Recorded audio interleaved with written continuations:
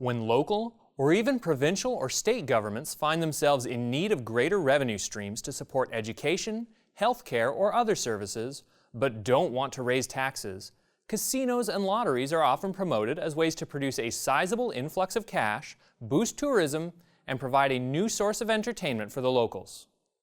It's important that we stop and ask the question, are casinos good for communities?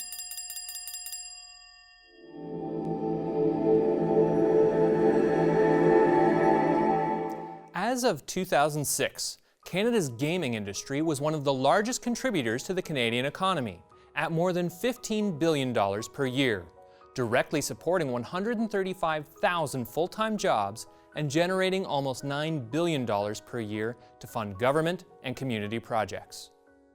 Clearly, gambling is big business, and when governments are able to cash in on that revenue in a positive way, there can be benefits. But are there also economic side effects?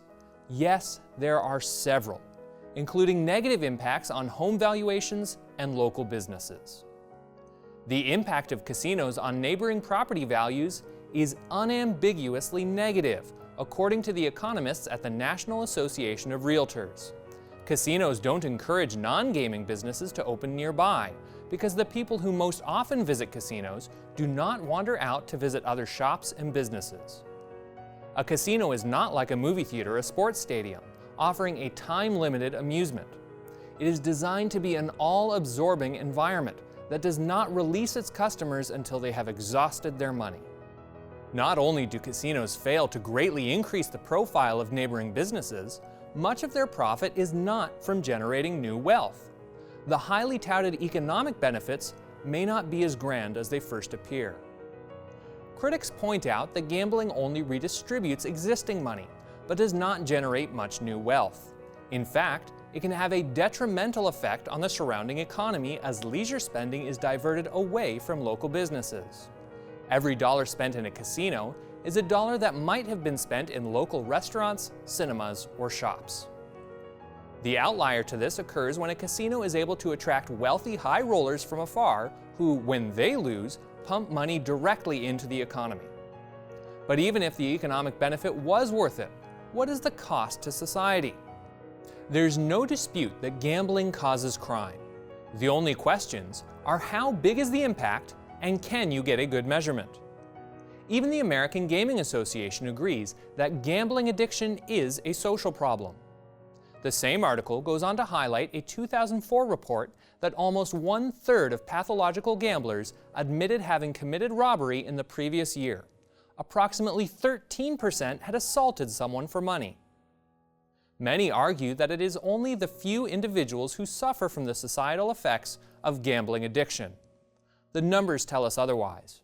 According to the University of Calgary, gambling becomes a problem when it interferes with personal life, work life, personal and household finances, or physical and/or mental health.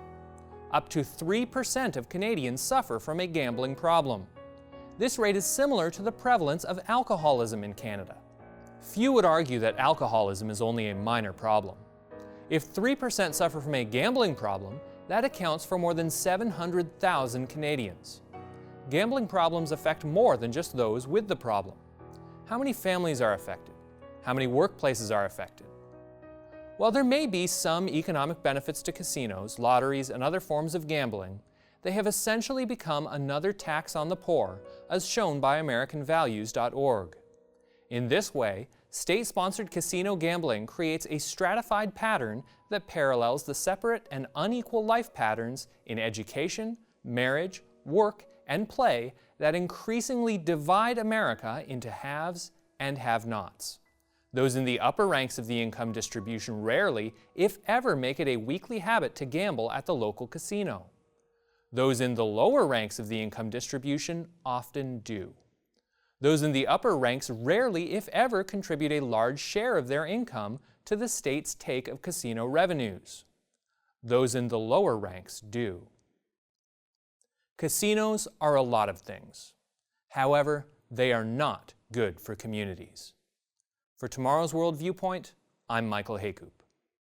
Subscribe and click the notification bell to receive updates about new content. Visit tomorrowsworld.org for more articles, telecasts, and booklets.